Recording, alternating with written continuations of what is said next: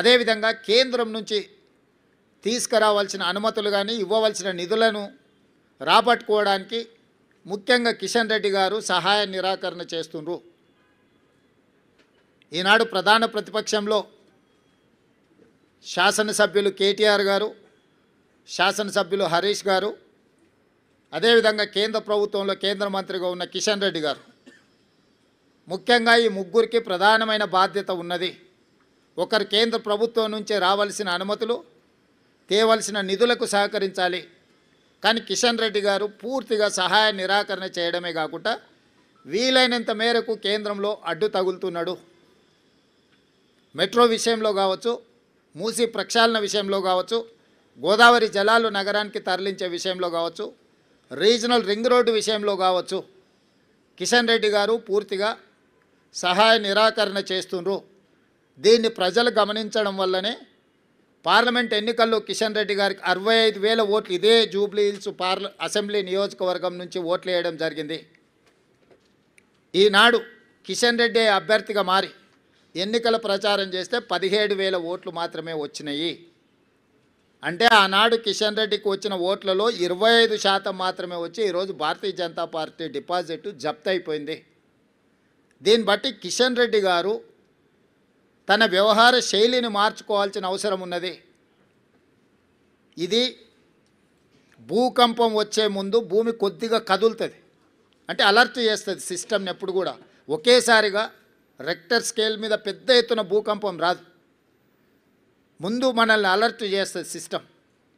Alert చేసినా మనం తేరుకోకపోతే ఆ ప్రకంపనలు భూకంపంగా మారి అందులో కలిసిపోవడమే కాదు కాలగర్భంలో కలిసిపోతాం. భారతీయ జనతా పార్టీ ముఖ్యంగా కిషన్ రెడ్డి గారు మీ నాయకత్వంలో మిమ్మల్ని 2014, 2019, 2023 3 సార్లు బీజేపీని ప్రాంతం నుంచి గెలిపించడం జరిగింది. మొన్న జరిగిన మీ పార్లమెంట్ ఎన్నికల్లో మీకు 65,000 ఓట్లు వస్తే ఈనాడు మీరే అభ్యర్థిగా మారి ఎన్నికలు చేస్తే 17,000 ఓట్లు వచ్చి మీ డిపాజిట్ పోయింది. కాబట్టి ఈరోజు ప్రజలు, జంట నగరాలలో ప్రజలు మెట్రో విస్తరణ కోరుకుంటున్నారు, గోదావరి జలాలు రావాలనుకుంటున్నారు, మూసీ ప్రక్షాళన జరగాలనుకుంటున్నారు, రీజనల్ రింగ్ రోడ్డు, రేడియల్ రోడ్స్తో పాటు తెలంగాణ రాష్ట్రానికి వచ్చే పెట్టుబడులను ఒత్తిడితో ఇతర రాష్ట్రాల కేంద్ర ప్రభుత్వం తీసుకెళ్తున్నప్పుడు మీరు అడ్డుకోకుండా ప్రేక్షక పాత్ర వహించిందని చెప్పి ఈ ప్రాంతంలో చదువుకున్న వాళ్ళు, పేదలందరూ ఆలోచన చేయబట్టి ఈరోజు బీజేపీకి పరిస్థితి దాపురించింది. ఈ ఫలితాల తర్వాత కిషన్ రెడ్డి గారు తన వ్యవహార శైలిని మార్చుకొని తెలంగాణ రాష్ట్ర ప్రభుత్వంతో సహకరించి తెలంగాణ ప్రజల యొక్క అభివృద్ధి, ముఖ్యంగా ఈ మహానగర అభివృద్ధి కోసం సహకరించాల్సిందిగా వారికి విజ్ఞప్తి చేస్తున్నా. ఇది భూకంపం ముందు జరిగిన చిన్న ప్రకంపన మాత్రమే భారతీయ జనతా పార్టీకి. ఈ ఇండికేషన్ కిషన్ రెడ్డి గారు అర్థం చేసుకుంటే భవిష్యత్తులో వారి యొక్క రాజకీయ పరిస్థితి కాస్తైనా మెరుగ్గా ఉంటుంది. కాబట్టి వారు ఈ ఫలితాలను విశ్లేషించుకొని ముందుకు రావాల్సిందిగా, కాంగ్రెస్ పార్టీ ఎన్నికలు వచ్చినప్పుడే రాజకీయాలు మాట్లాడుతుంది, మిగతా సమయంలో రాజకీయాల జోలికి వెళ్ళాం, రాజకీయ విమర్శలు చేయము, సంక్షేమము అభివృద్ధిని 2 కళ్ళలాగా భావించి ముందుకు వెళ్ళాలనుకుంటున్నాము.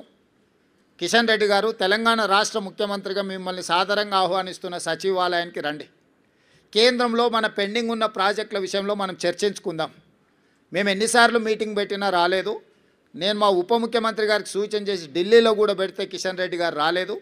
ఇప్పుడు మళ్ళీ డిసెంబర్ 1 నుంచి పార్లమెంట్ సమావేశాలు రాబోతున్నాయి కాబట్టి ఉప ముఖ్యమంత్రి గారికి నేను వేదిక మీద నుంచి సూచన చేస్తున్నా, కేంద్ర ప్రభుత్వం దగ్గర అనుమతుల కోసం ఎదురు చూస్తున్న మన ప్రాజెక్టులు, మనకు ఇవ్వవలసిన నిధుల విషయంలో అందరు పార్లమెంట్ సభ్యులను, లోక్సభ, రాజ్యసభ సభ్యులతో పాటు కేంద్రంలో మంత్రులుగా ఆటోమేటిక్గా వాళ్ళు ఉంటారు కాబట్టి వాళ్ళతోనే ఒక సమీక్ష, మన చీఫ్ సెక్రటరీ, మన అధికారులతోనే ఒక సమీక్ష పెట్టి ఒక నివేదిక రూపంలో వాళ్ళకి ఇవ్వవలసిందిగా ఉప ముఖ్యమంత్రి బట్టి విక్రమార్క గారికి నేను సూచన చేస్తున్నా.